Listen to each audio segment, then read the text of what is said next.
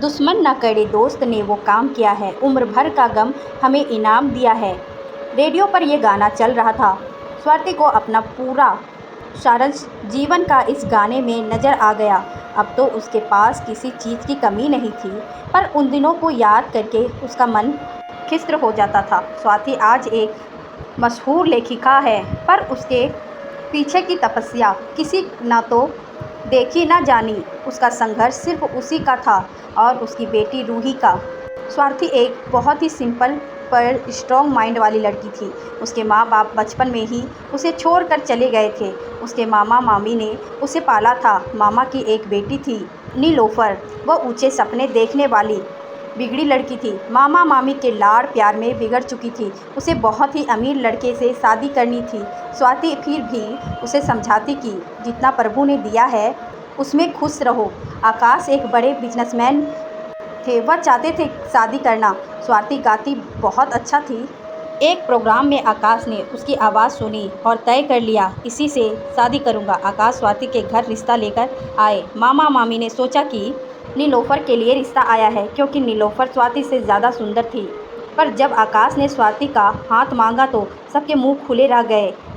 नीलोफर को तो रोना ही आ गया, पर अपने आप को संभालते हुए मामा मामी ने स्वाति का विवाह आकाश के साथ कर दिया।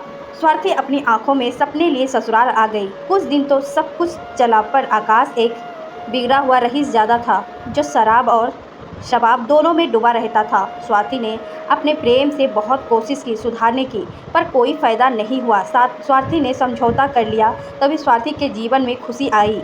स्वाति माँ बनने वाली थी। आकाश ने नीलोफर को उसकी देखभाल के लिए बुला लिया। स्वाति ने मना किया, पर आकाश नहीं माना। दिन गुजरने लगे और साथ में आकाश और नीलोफर के प्रेम संबंध भी। फिर डिलीवरी की डेट आ गई और स्वाति ने एक प्यारी सी लड़की को जन्म दिया और नाम रखा रूही। घर आई तो बदला हुआ था। स्वाति का कमरा बदल गया था। उसे नीचे का कमरा दे दिया गया और नीलोफर उसके कमरे में शिफ्ट हो गई थी। जब स्वाति ने सवाल उठाया तो आकाश ने कहा, अब यही तुम्हारा कमरा है, नीलोफर मेरे साथ ऊपर रहेगी। स्वाति के पैरों तले ज़मीन खिसक गई। उसने सोचा अब रहने का कोई फ़ायदा नहीं। उसने रूही को उठाया और जाने लगी, पर आकाश ने रोक लिया और कहा, तुम्हें जाना है तो जाओ, रूही का बाप अभी जिंदा है, वह ठोकरें नहीं खाएगी तुम्हारे साथ। स्वाति के जैसे प्रेरणा निकल गई। उसने बहुत सोचा और रूही नहीं ले जाने का फैसला किया। रोते हुए उसने कहा कि रूही को कोई कष्ट मत देना, और घर से बाहर निकल गई। अपने पुराने काम पर गई जहां वह गाना गाती थी। वहां पर उसने देखते ही रख लिया गया। अपने मधुर व्यवहार और अच्छे काम की वजह से सब उसे पसंद करते थे। वहीं पर एक बहुत कुशल और सहीजा पुरुष भी काम करते थे, राजेश, जो कि स्वाति को बहुत पसंद करते थे, पर कभी कहने की हिम्मत नहीं कर पाते थे। स्वाति अपने काम में खूब मशहूर थी, लेकिन रूही की याद उसे हमेशा आती थी। उधर नीलोफर को कोई बच्चा नहीं हुआ। वह कहती, यह दीदी का श्राप है, जो कि वह धीरे धीरे मुझे खा रहा है। आकाश का बिजनेस भी कुछ अच्छा नहीं चल रहा था। स्वाति कभी कभी चुपके से रूही से मिलने स्कूल चली जाती और कहती, मैं तुम्हारी बदनसीब आंटी हूँ। दिन गुजरने लगे और स्वाति एक बहुत बड़ी लेखिका बन गई। अपना नाम उसने सीमिता रखा। उसकी कहानियाँ दर्द से निचोड़ी हुई होती थी। अब रूही इतनी बड़ी हो गई थी कि उसकी शादी को लेकर सब लोग बातें करने लगे, पर आकाश तो कर्ज में डूबा हुआ था। नीलोफर ने कहा, अब एक बार दीदी से मिल आओ, वो बहुत बड़ी लेखिका बन गई है।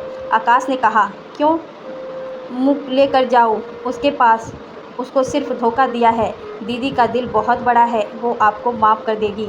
आकाश ने स्वाति से अपॉइंटमेंट लिया और उसके दफ्तर पहुंच गई। स्वाति को देखकर शर्म से पानी पानी हो गया। आकाश ने अपना दुखड़ा गया।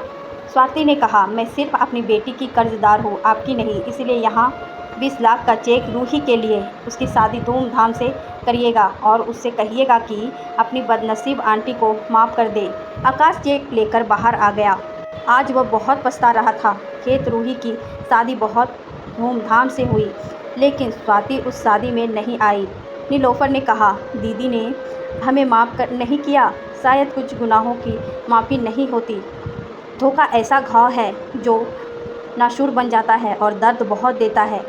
इस जुल्म का सिर्फ प्रभु साक्षी है। कभी धोखा देना है तो अपने बारे में सोच लेना, क्योंकि उसकी लाठी में आवाज़ नहीं होती और जब पड़ती है तो ज़ोर से पड़ती है।